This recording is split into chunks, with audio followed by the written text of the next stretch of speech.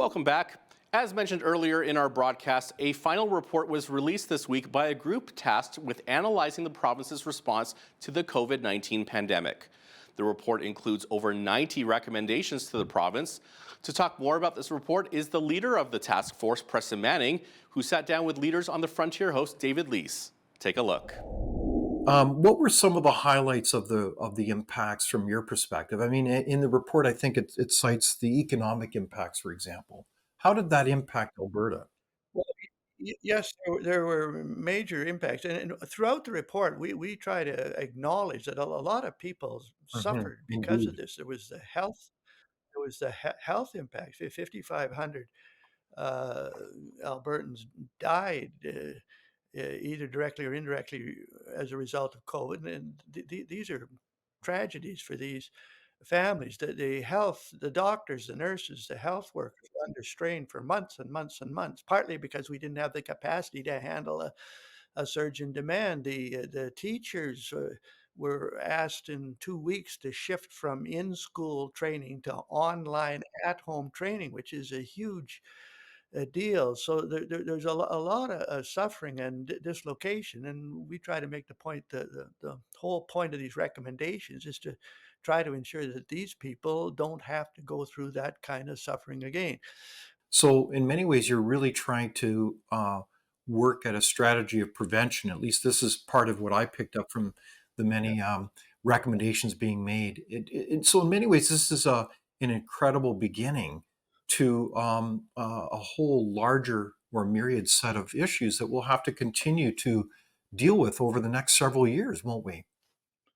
Oh, yes. So now we should make clear that our recommendations pertain only to a situation where the government has declared a province-wide Mm. public emergency. Like, we're not talking about local emergencies. A lot of the existing statutes, the Public Health Act, the Education Act, the Bill of Rights are perfectly fine in dealing with localized emergency Mhm. that's very short and temporary. These recommendations pertain to the fairly rare occasion of a province-wide public emergency. Hopefully, you don't get into these more than 2 or 3 times a Mhm. decade.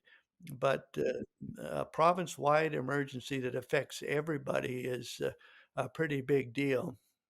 A number of your recommendations seem to make really kind of common sense recommendations on how to improve emergency management in Alberta.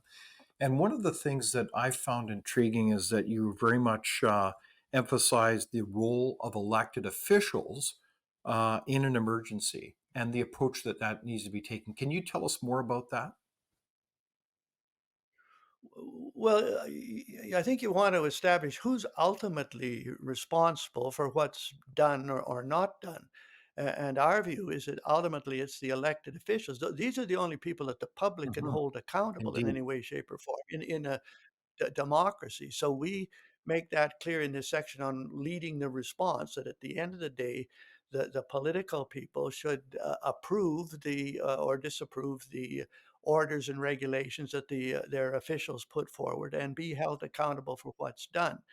Whenever you strengthen rights, you should say what's the duty that goes along Indeed. with the Yes. right. That strengthen the right, but there's a duty to exercise it responsibly.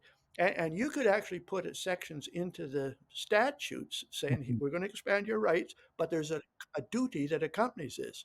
And so that if it gets into court, the question is not just did you exercise your right, but did you exercise your duty to exercise it responsibly?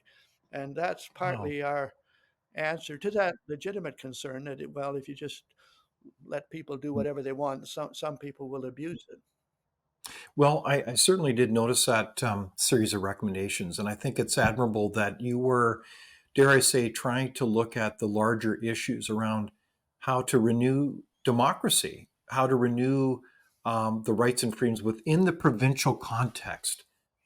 Is that a fair comment, Preston? Oh yeah, and again, I'm repeating myself in the context of a province-wide Mhm. public emergency. Yeah.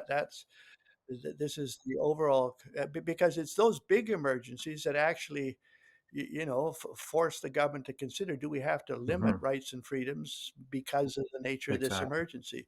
And so there's an increased stress on the exercise of rights and freedoms, and we say you should recognize that and try to increase the protection at the same time. Up next, the Bank of Canada may increase its current rate of 5%. We examine how these rising interest rates and the impact of carbon tax on food costs are hurting Canadians.